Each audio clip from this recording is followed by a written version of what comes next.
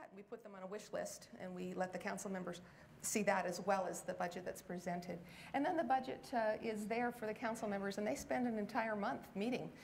18, 24 hours in any given year they spend poring over the elements of the budget. And those discussions are held. And when they make those determinations, they are acting in the best interests of the citizens that elected them. And that's the process that we have. Tax cuts are needed when you are bringing in more money than you need to provide the services that you are called upon to provide. But tax cuts and fees need to be adequate in order to provide those services. When gasoline, the cost of gasoline or health care for employees, when those things go up, Thank you, Mayor Casper. We need more money. Would you like to take an opportunity to respond, Councilwoman Ehart? Just a couple of side points. You know, I tend to be fairly creative. I think that we should look at the budget in creative manners. And one of the things that I had really worked hard to do, for example, and where I think money could be better spent, was we just recently ended up spending $700 plus on 4-H property that we had an opportunity to trade with the county. And the county was very excited. And even after it officially had taken place, the county said they still would like to have traded that property. We could have traded that property. Of course, we differ on the signage and wayfaring. I do not believe. Thank you, Councilwoman Ehart. Okay. The next question is for you, Mayor Casper. The city of Ammon has gained national recognition for its municipal citywide fiber optic network. A 12-month Harvard case study showed that the Ammon model created more competition and better internet quality with little to no financial risk to the city. At a recent conference touting the Ammon model, former FCC Chairman Tom Wheeler delivered a video speech. Here's what he had to say. Next question for you, Mayor Casper. The city of Ammon national recognition for its citywide fiber optic network. A 12-month Harvard study showed that Ammon technology, am I right? With little to no financial risk to the city. At a recent conference touting the Ammon model, former FCC Chairman Tom Wheeler delivered a video speech. Here's what he had to say. Next question. Hello, Ammon. It's a privilege to be with you today. I wish I could be with you physically. I'd love to drive down Hit Road and see how on one side of the road there is all kinds of economic activity spurred on by fiber connectivity as compared to the other side of the road. America needs to pay attention to what you have been doing. America needs to discover Ammon. Despite him not mentioning our city's name, our city by name, how would you respond to Mr. Wheeler's comments?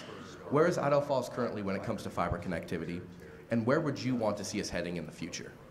Well, I think it's important for everybody to know that Idaho Falls has been in the fiber business for longer than Ammon has been in the fiber business. We offered what's known as dark fiber. We sell we first got into the fiber business because we needed that technology to be able to conduct proper servicing of our electric utility, and then it spread to being able to deliver proper servicing for dispatch and emergency dispatch services. And as we found as we developed it, we were able to lease fiber pairs to private sector industries, and then what they do with them is their choice, and many of them use those to then deliver fiber optic service to their customers. Or in some cases, the school district, they get their fiber from the city of Idaho Falls. The laboratory gets its fiber from the city of Idaho Falls. So Mr. Wheeler, clearly he's never been to our community because both sides of Hit Road benefit from fiber optic technology. The Ammon model is one of many different kinds of service delivery models that communities across the country are using. Idaho Falls Power and the board, which is the city council, they wear two hats.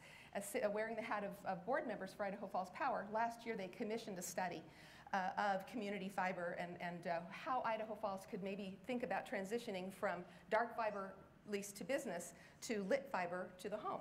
And the study indicated that it presented all of the different models.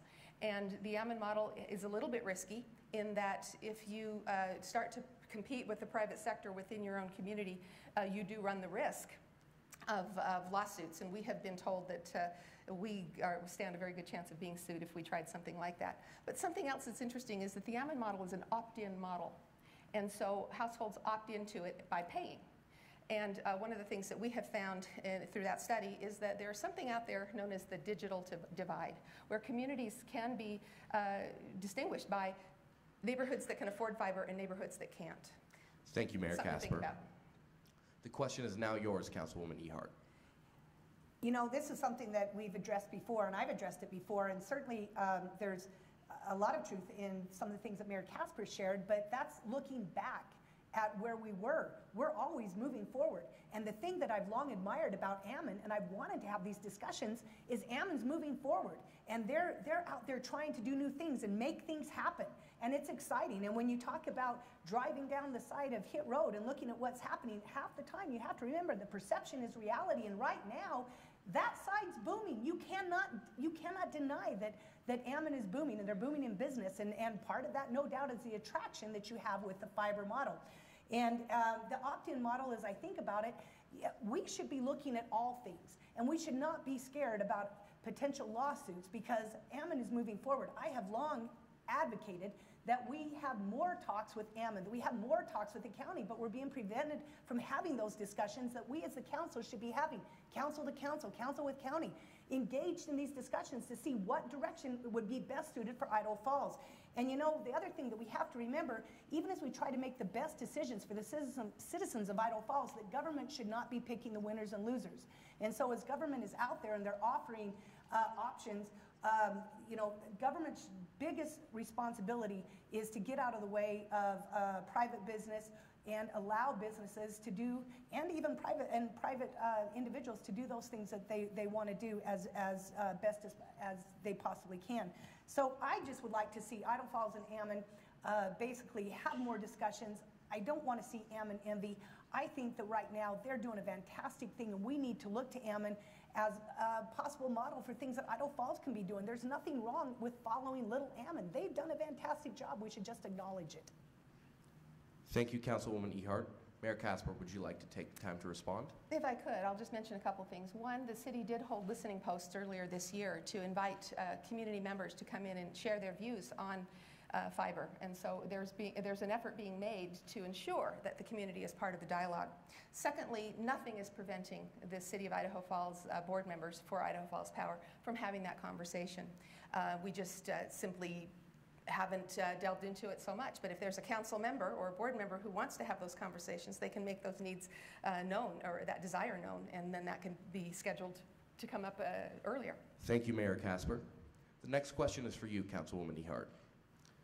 Some of the city's budget is used for maintaining or improving the city's image, like new signs, beautification projects, or redevelopment of rundown areas. Where would spending on the physical image of the city rank in your budgeting priorities, and why? Well, first off, Idaho Falls is a beautiful place. I mean, I grew up here, born and raised here. I made the conscious decision to come back here. A lot of things definitely have been done, including by private businesses or entities such as the Rotors, to help make sure that Idaho Falls is a beautiful place. You know, I have a hard time when we all think of our own personal and private budgets. We usually address our needs first before we address our wants. And that's really probably, again, where we differ, because there are some, and there are always going to be needs, but there's some heavy needs, including a new police station. I definitely believe that Idaho Falls needs to do something about the police station, not just for our police, but for those people, including victims, who find themselves down there. It's not conducive. It's not conducive to what the needs are today, and given the population we have today. So when we talk about doing signage and wayfaring, which the mayor has even said in other debates, that's not meant for the citizens of Idaho Falls. And so that's meant for people who actually already come into our city. Those signs did not bring the people into our city. They came into our city, and then there were the signs. And the signs are in upwards of $1.2 million. And then you add on top of that, for example, as I said, the 4-H property at over $700,000. And right there you have a great down payment, $2 million that can go towards a police station. I would just reprioritize, or at least try to take us through reprioritizing the things on which we spend money. Just like you have to do within your own home, your own household, you have to make some tough decisions and decide what's most important. But again, those are huge discussions in which we'd probably just lock ourselves in a room, you know, with things being televised for a day, going over with the council what are our most important priorities. Thank you, Councilwoman. The question is now yours, Mayor Casper. Thank you. I don't know how many of you have heard of the broken windows theory, but the idea is that if you do not repair, the simplest interpretation, if you don't repair a broken window when it shows up, say, on a vacant property, pretty soon someone will throw the next rock and break the next window and the next, and pretty soon you have an area that started off with just one broken window. It has become a completely blighted area. And that's a really rough interpretation of this theory, but the idea is if you don't take care of areas that look bad, you are inviting them to look worse in the future. And so it is very important that the city take note of the areas of town that that are run down, that need to be revitalized, that need to be taken care of. And because we don't want things to get worse. Because when things get worse, they invite not just broken windows, not just some weeds to grow, but they also might invite crime. They might invite behaviors, gang behaviors and things like that, or allow them to flourish in ways that we don't want. We don't want citizens of this community avoiding parts of town because they don't feel safe or they're not pleasant to be in.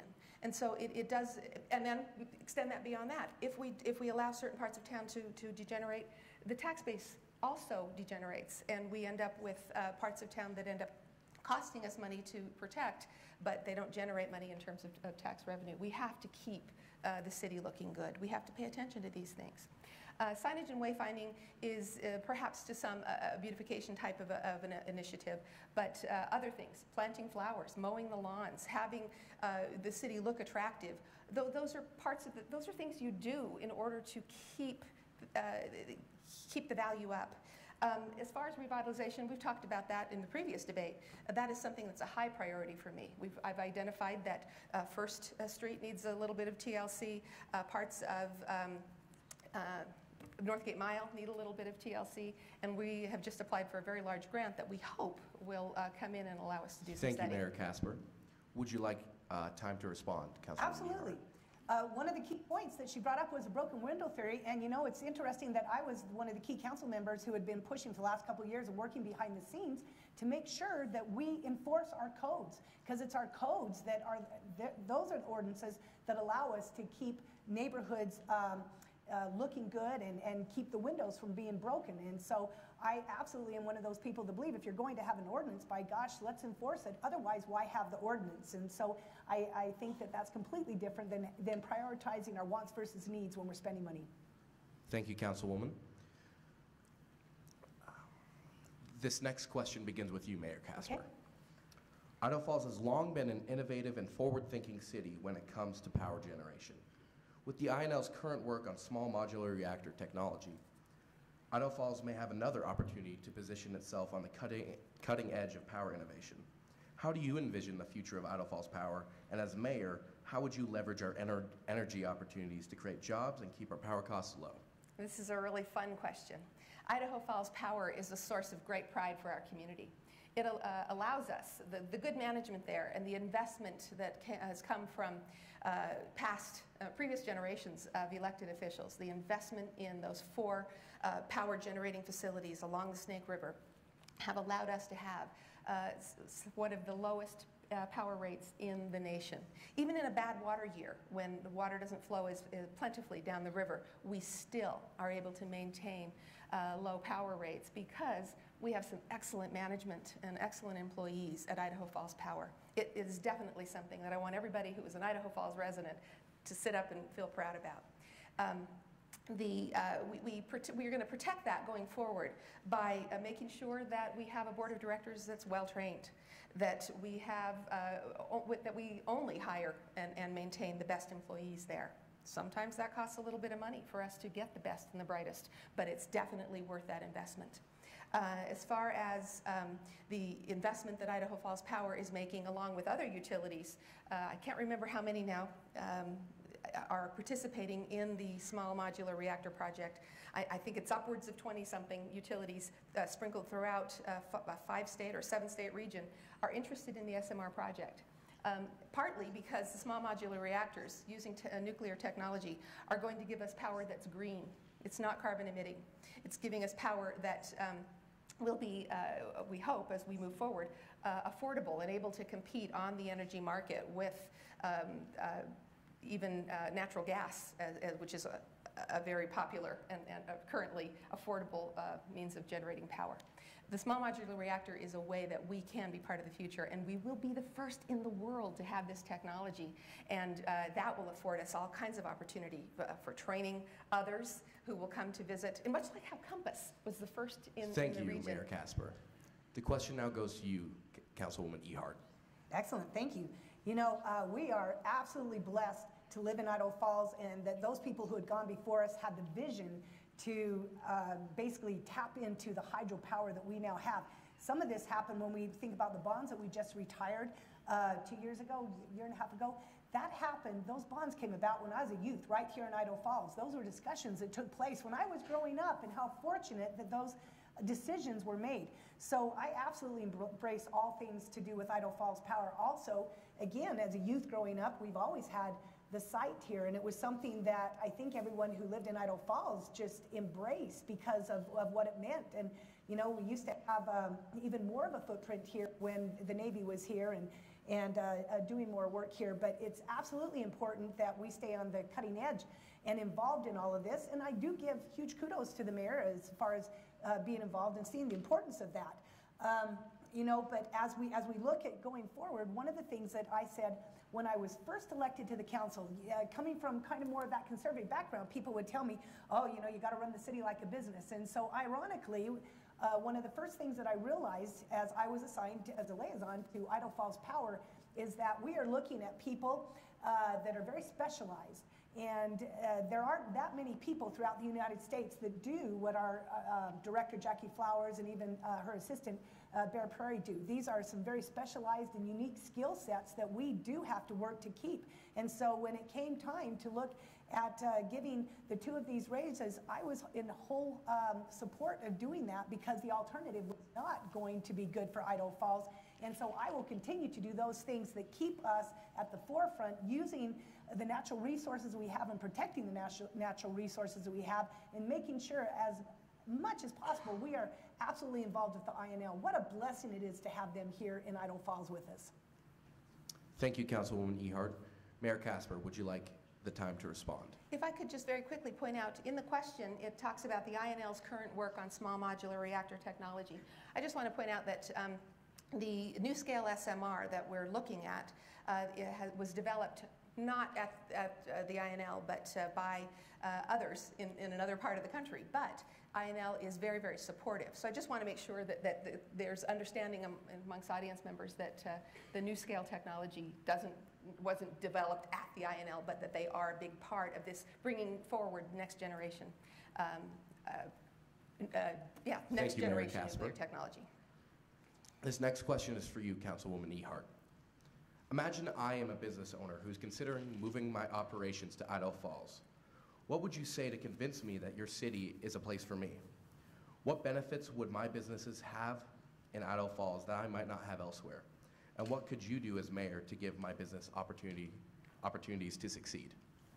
The first thing I'm going to do is invite you to come to Idaho Falls, and we are going to drive and walk through Idaho Falls, because when you come to Idaho Falls and you walk our greenbelt, and when you go throughout our city, you're going to see why so many people like me, who was born and raised here, made the decision for a career opportunity to leave and try other opportunities, but made that decision to come back. There's a reason that we made that decision to come back. And so first, we're going to introduce you to Idaho Falls visually.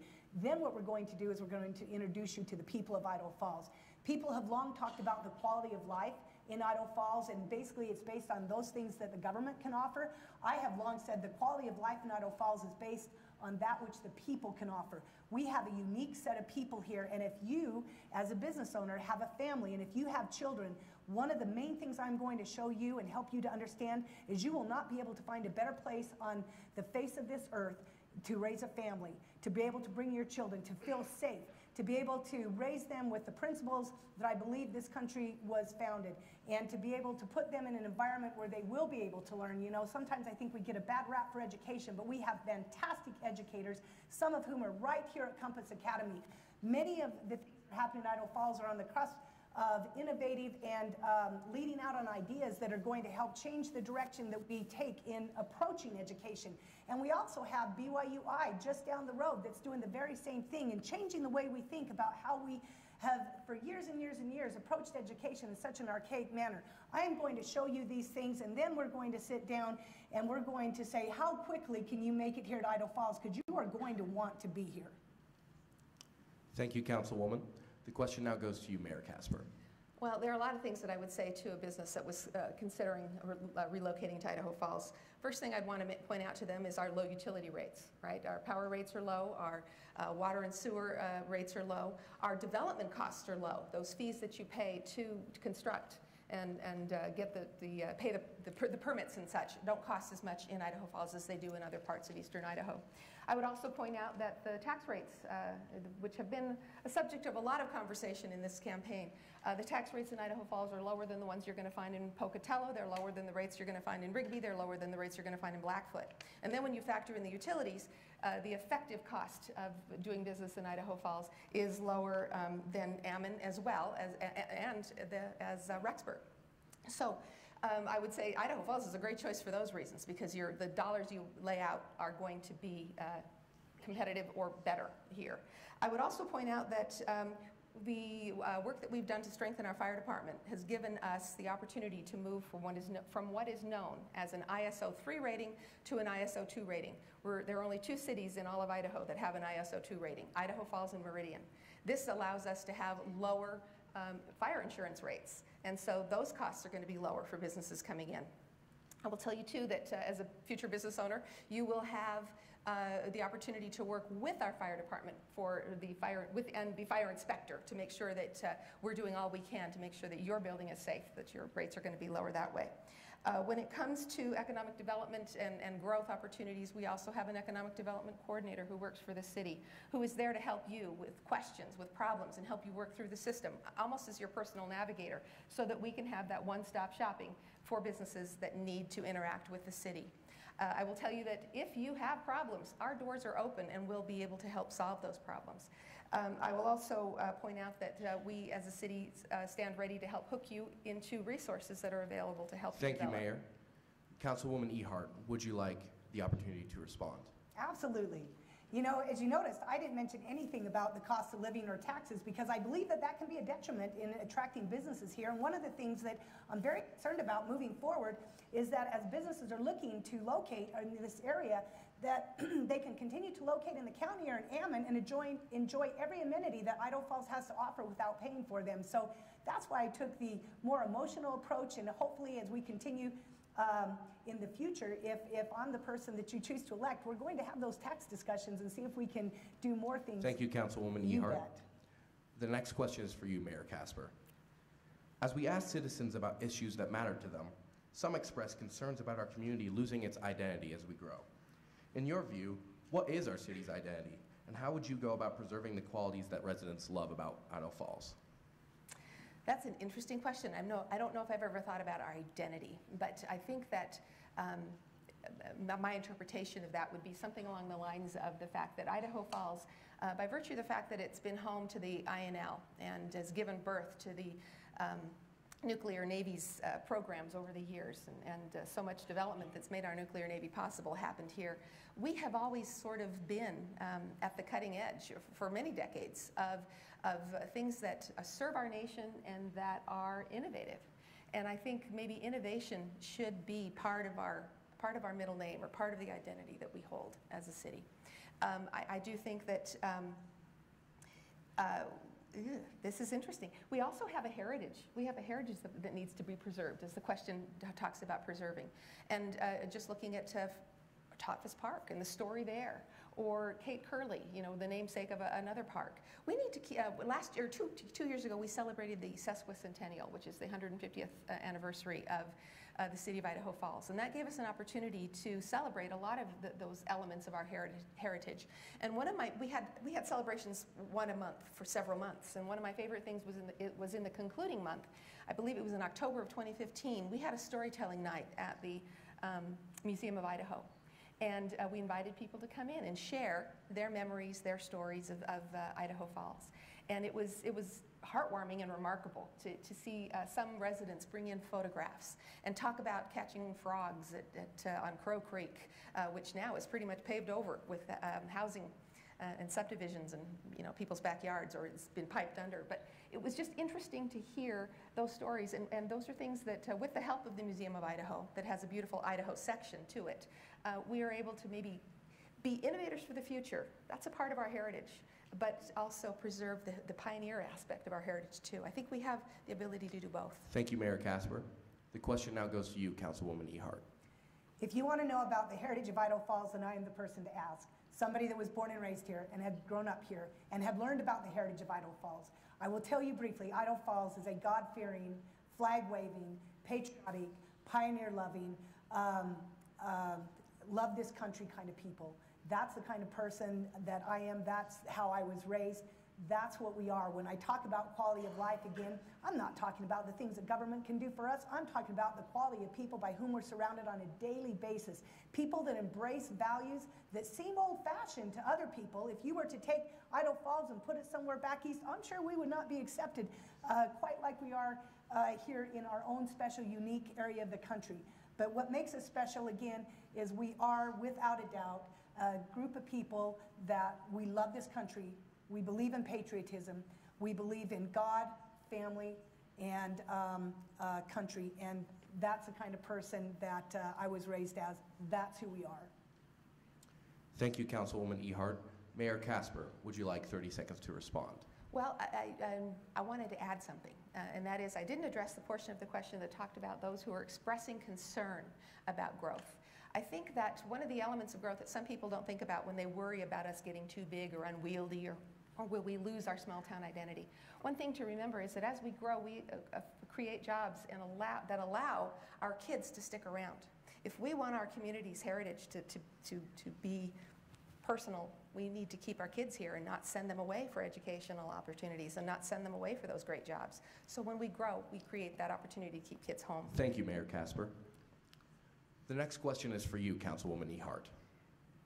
One of the many responsibilities of the Mayor of Idaho Falls is to work with the Bonneville County Commissioner.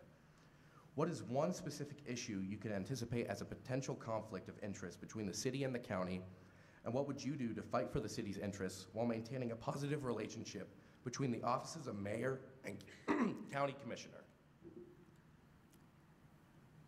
All right. Well, let me first say that I have had and continue to have a fantastic relationship with our commissioners. It's been unique through the years. Even Commissioner Lee Staker, who just retired, had just a fantastic relationship, as I had coached his grandson for years in basketball. But I believe that the best way to deal and create relationships is something that should not always be done in the middle of work. If every time that we need to get something done with someone else and it becomes a little difficult, if that's all we're dealing with them in regards to the difficult matters, I think that relationships become harder. So you're saying, then what are you proposing? What I do with so many people these last 4 years and before that, we go to lunch. We go to lunch and we talk and we develop a relationship outside of the workplace so that we have invested, as Stephen Covey would say, we need to invest in each other's emotional bank account. So when it comes to the hard things and where we really need to get down to business, so to speak, that we can do so without making it personal, that we can keep it on what's best for both the county, because we need to remember that Idaho Falls is a member of the county too, but the county and the city. In looking at a particular problem that maybe has existed and what will come forward, that's hard to say. Looking backwards, I think my relationship has just been fantastic, and when it's come to some of the conflicts where the city has been, I've been able to go in and just speak with them, and again, we've just asked for meetings where the county and the council can just meet together to go work through some of these problems, and we just haven't been able to do it. So again, I'm all for meetings. I believe that when we invest in each other, that's how we make sure that we're able to go forward without making things personal and accomplish the task for all of us. Thank you. Thank you, Councilwoman Ehart. The question now goes to you, Mayor Casper. Working with the Bonneville County Commissioners is definitely, as the question states, an important part of being in city leadership. And Councilwoman Ehart is correct. Relationships do matter there. I would like to, moving forward, revive something that we started off doing in the first 2 years, and that was having meetings between the City of Idaho Falls, City of Ammon, the cities of Yukon and Iona were also invited, and we met jointly as councils and with the commissioners. And in those large meetings, we were able to identify issues of concern, countywide issues of concern. And originally, we had some opportunity to make some progress working on some of those areas. I think as we were taking turns and rotating who was hosting the meetings, at one point, someone whose responsibility it was to host a meeting, it just dropped off their agenda, and that next meeting never got scheduled, and then everybody got busy, and we haven't scheduled one since. And so I'd like to revive that practice. We got a lot accomplished, I think, early on because of that. But going forward, I think there are some areas where we are going to need to roll up our sleeves and work pretty hard. I will stop, though, before I mention those and just acknowledge that we've had great success just recently in having the city purchase the 4-H property to allow for the expansion of the zoo southward. And that's just incredibly exciting, given that that's been on the it's been a talking point for a couple of decades at least. And so to say that we've got it accomplished is good.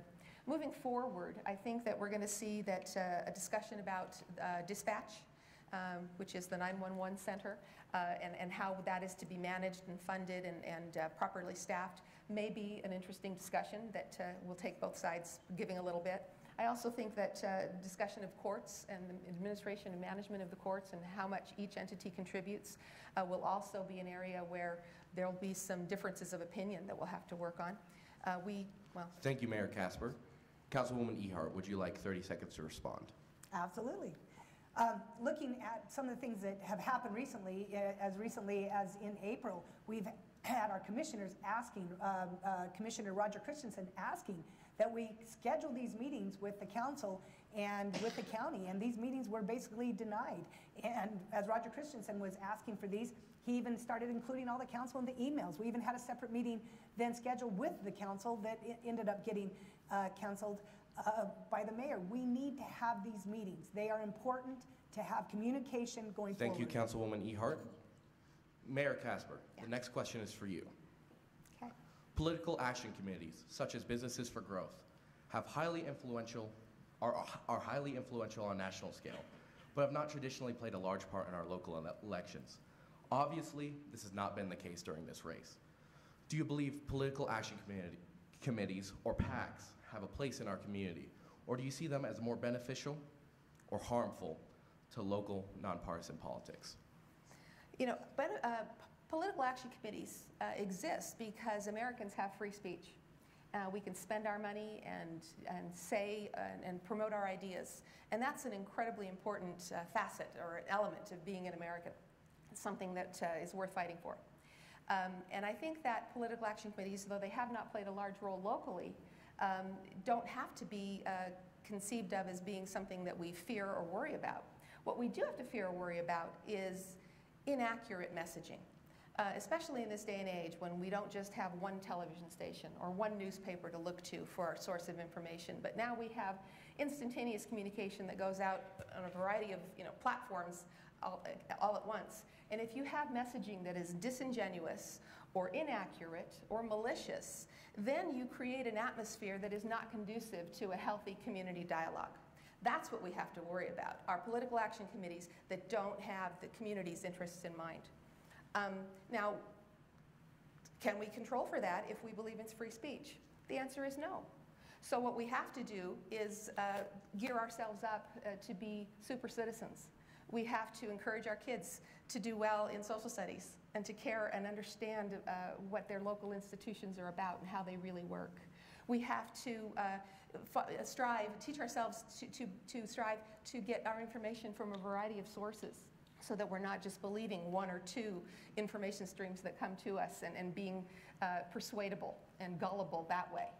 So we have to arm ourselves to be informed so that we can understand when a political action committee is feeding us good, useful information that we can chew on as voters and make a good voting decision, or when they're giving us baloney and malarkey and not true information that just confuse voters. Confusion will never breed good citizenship. So I do encourage all of you to arm yourselves with truth or learn how to seek out the facts. Thank you, Mayor Casper. The question now moves to you, Councilwoman Ehart. Well, let's be honest, this is the first time I've ever been exposed, certainly personally, to something like Political Action Committee. And so in many respects, it caught me by surprise too. And you know, for me, and I mentioned this in the Post-Register, and I think it's very important, that, because the mayor's right, you know, that we do have to be able to arm ourselves with inaccurate messaging or information or malicious information. But let's not forget that that goes and cuts both ways.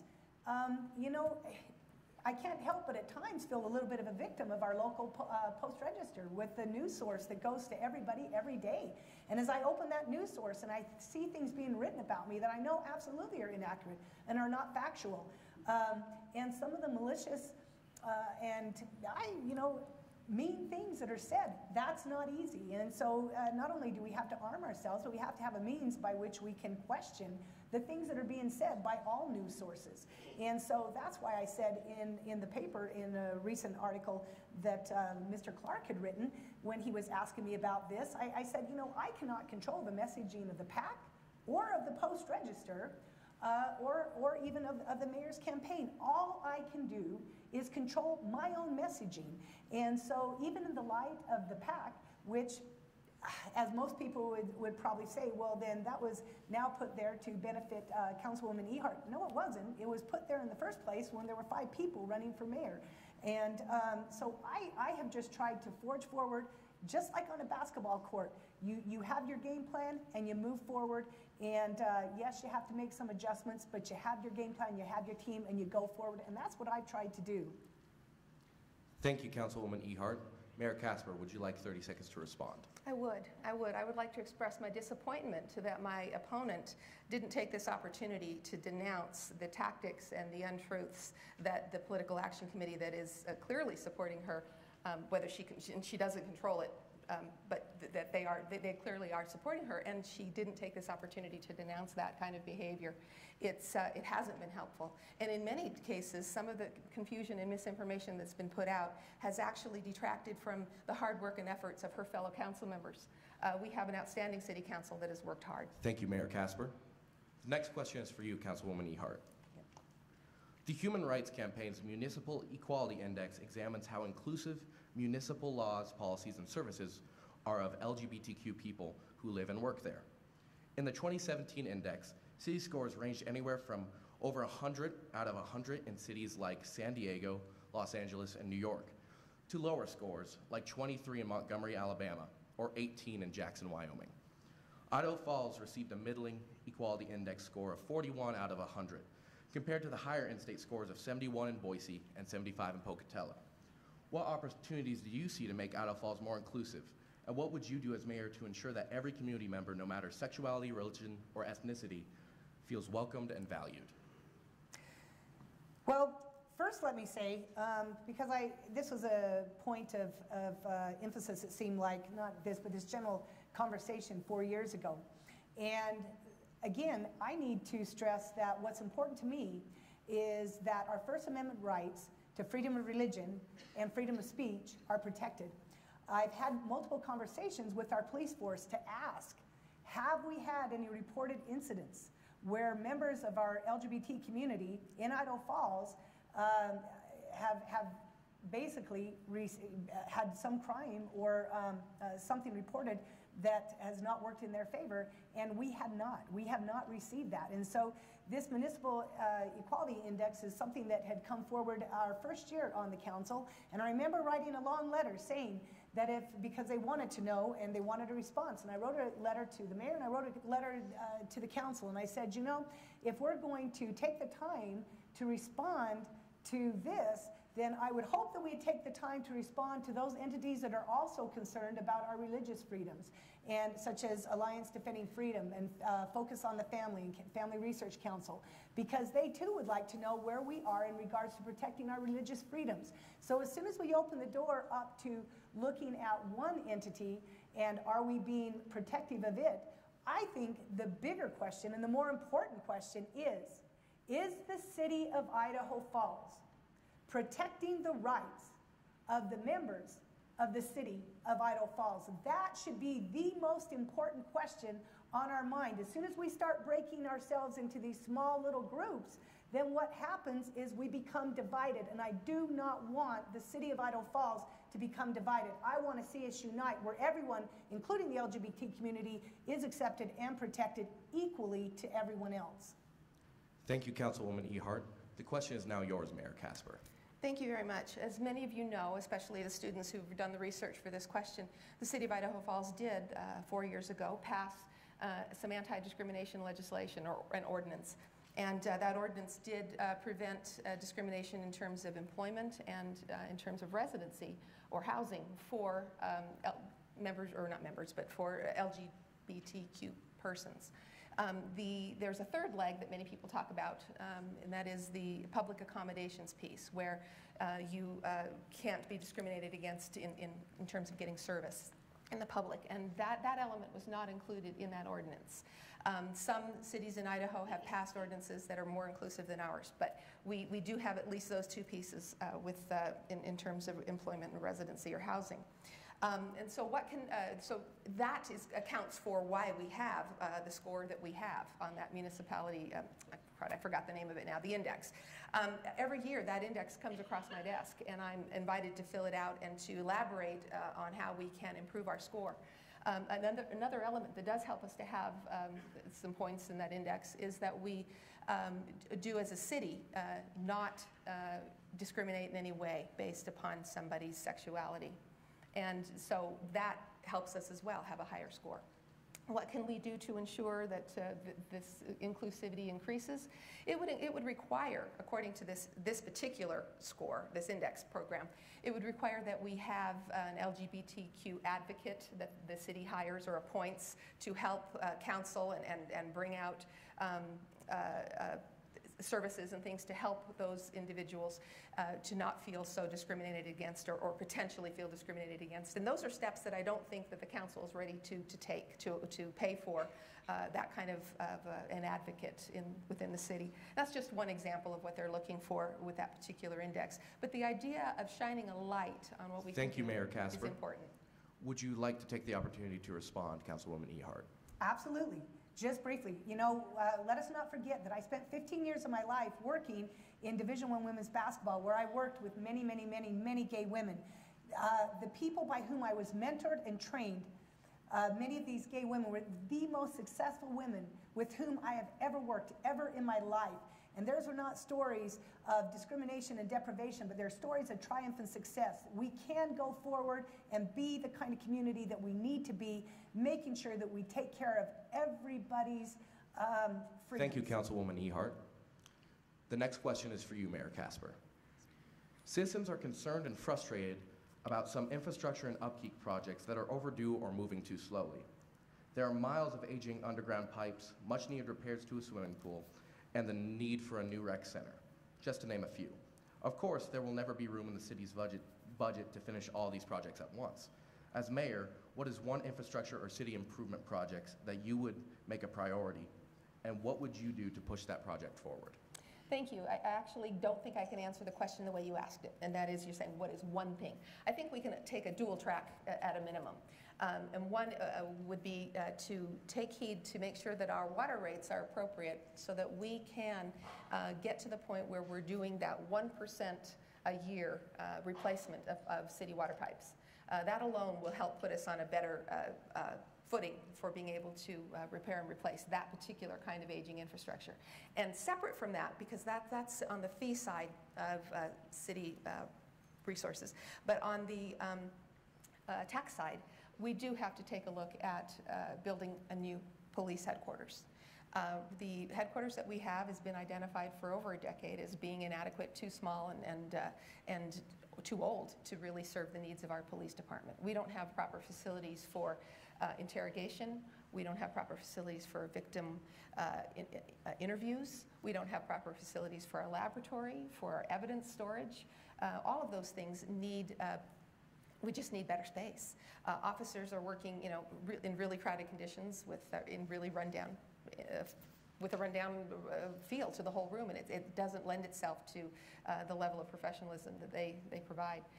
professional protection that they provide. So we do need to figure out how we're going to pay for that fire station or the police station, and that probably will lend itself to some kind of bonding, because it's going to be a larger cost than we can afford to take out of existing city resources or existing savings accounts. And so that is, I think, one of the next biggest things we're going to have to tackle. And we have resources set aside in this year's budget to begin the planning process for siting the station and identifying how we're going to figure out all the different elements of funding that need to be put in place for that to become a reality. So look for that after the start of the year. Thank you, Mayor Casper. The question now moves to you, Councilwoman Ehart. Well, since I already pointed out that I do believe that one of our needs, not our wants, but our needs, is a new police structure, let's go to something a little more, shall we say, community-minded as far as activities to do. Because I know that, as I always talk about wants versus needs, people think the only thing I'm ever going to tackle are the hard things, and that's not exactly true.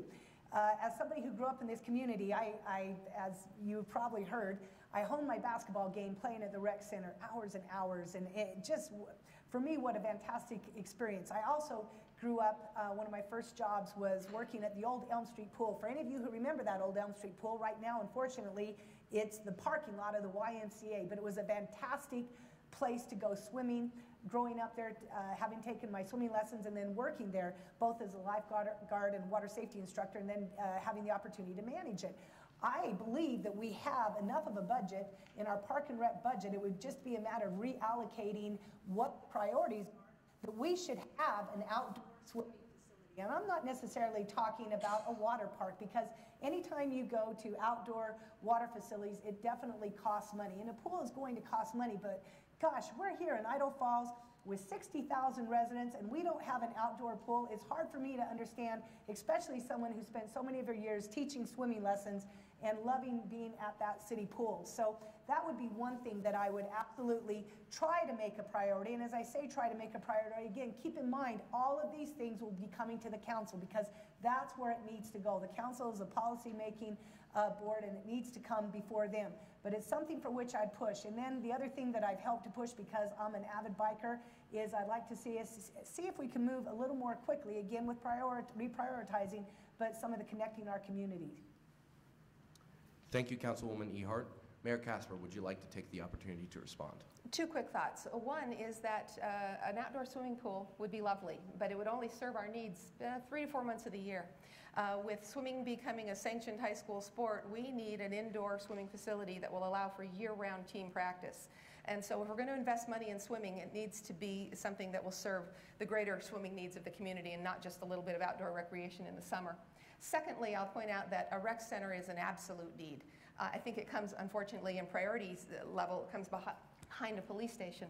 But I'll point out that it's interesting to me. Thank you, Mayor Casper. Oh, darn. The next question is for you, Councilwoman Ehart. As the mayor of a city, it's important to stay up to date on the latest issues and events within the city. What are some of the current hot topics that you are involved with, but the general public may not be aware of?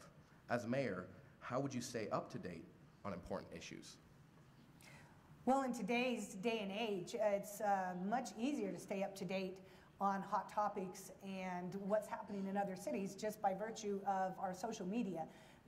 You can do conference calls anymore. You don't have to travel.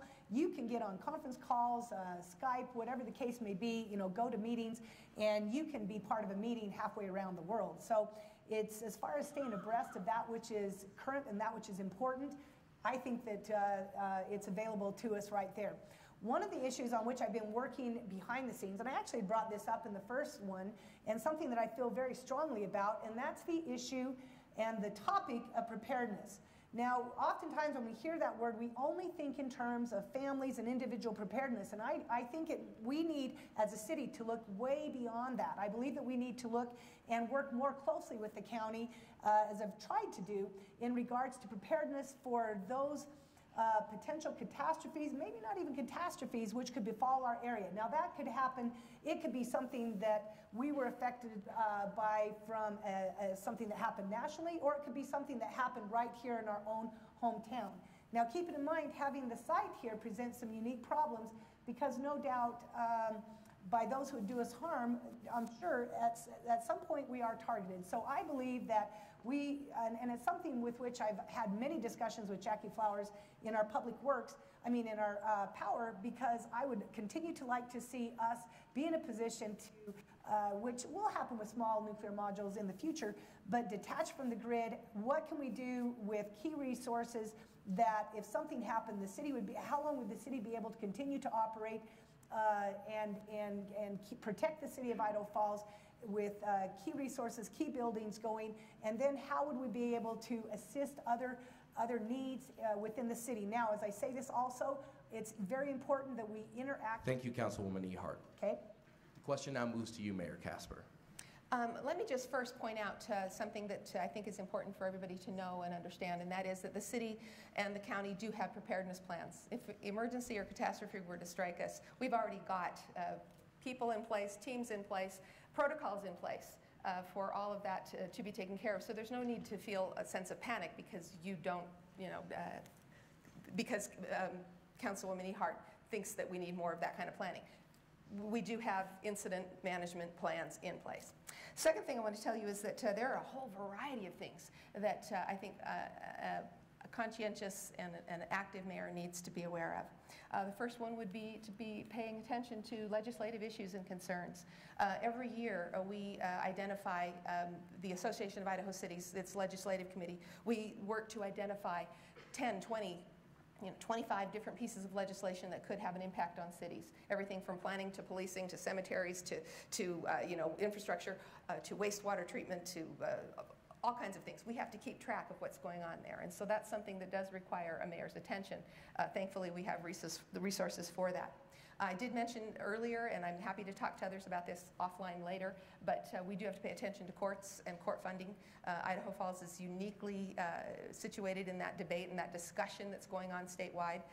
Idaho Falls residents pay a great deal to support county courts, and that's not necessarily equitable compared to other cities in the state, and so that's an ongoing conversation. We also do need to stay abreast of what's going on in the power world. A lot of energy resources in this country are being developed, and we need to stay on top of what's good for Idaho Falls residents. Smart cities, there's a whole movement for that. Talking about sustainable resources, talking about how we can provide services for our citizens, being aware of GIS developments and how we can use that kind of data to really pinpoint neighborhoods and people. Thank you, Mayor Casper. Councilwoman Ehart, would you like to take the time to respond? Absolutely. As the mayor so accurately pointed out, yes, we do have plans. I've been part of them with preparedness. But let me ask all of you, do you know what the plans are? Do you know what would happen if something happened? You do not know them. So the next step is to make sure that we get our community involved and so that they understand what things will be happening if something should go wrong. And the best way to do that, in my opinion, is to connect with our religious leaders, because they have all religious denominations. They have the best pulse on what's happening within our community. So we need to connect with them to get that information out to you. And that's something we will do. Thank you, Councilwoman Ehart. This is the final question, and it goes to you, Mayor Casper. What have you gained or learned over the course of this mayoral election? And how do you think it will influence the choices you would make as mayor over the next 4 years? Wow, I wish I had more time to think about that. What have I gained or learned? I have gained respect for the citizens of Idaho Falls and their willingness to understand how government works, their willingness to sift out fact from rumor, and that's been heartening. And I know that we have a whole cadre of citizens who are willing to be engaged and willing to even do the homework that it takes in order to cast a conscientious vote. And I do appreciate that very much.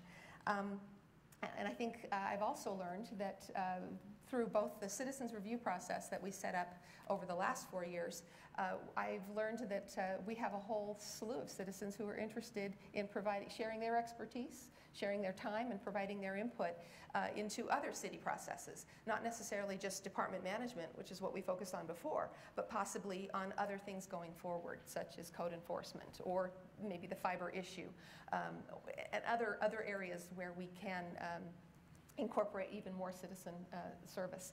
I will tell you that we already have over 27, I've lost track, I haven't counted recently, but a great many boards, committees, and commissions. Some are required by ordinance and some are not. Some are more informal in nature, but we have a lot of opportunities for citizens to serve.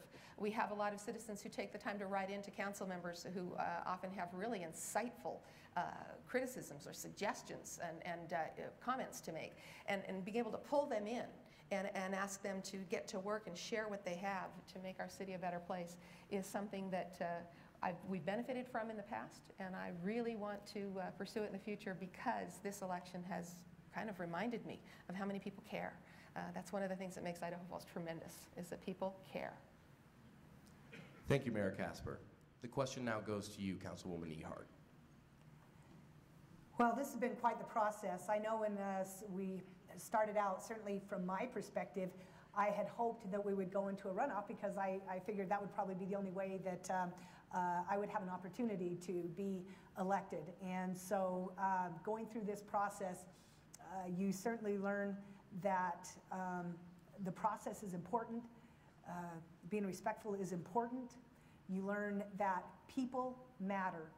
And as I look even back on my last 4 years, probably as much as anything, one of the most important things that I have done and that I said I would do is I listened.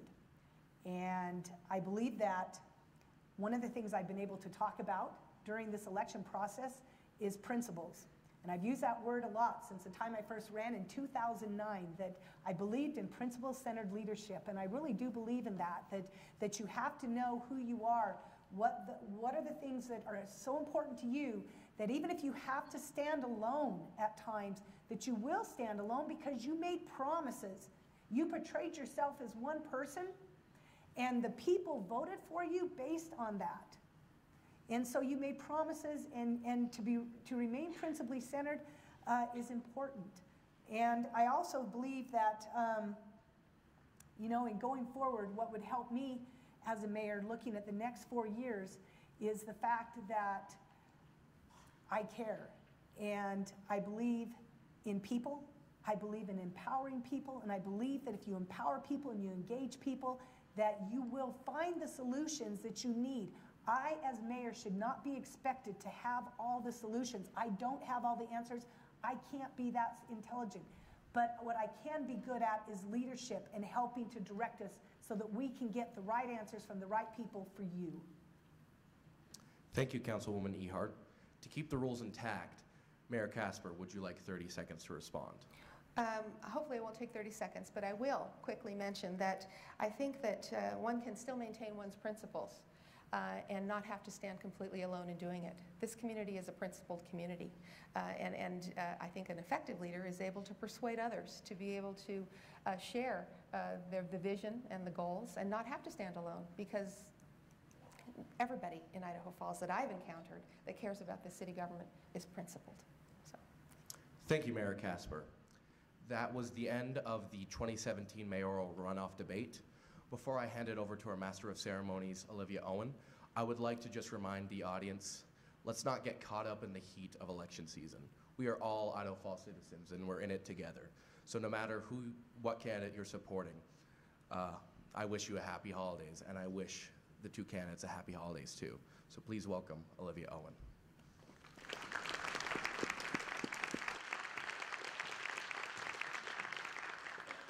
Let's give our candidates one more round of applause.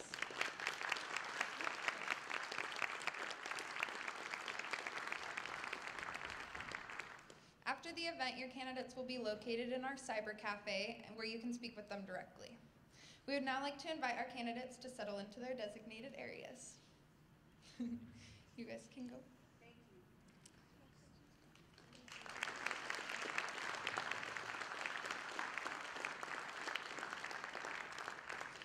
While we allow them time to do this, I would like to thank my fellow students. Much like the mayoral debate hosted by Compass Academy earlier this month, this debate was designed, planned, and run completely by our senior student government class here at Compass Academy. Our students drafted and finalized the questions and designed the stage.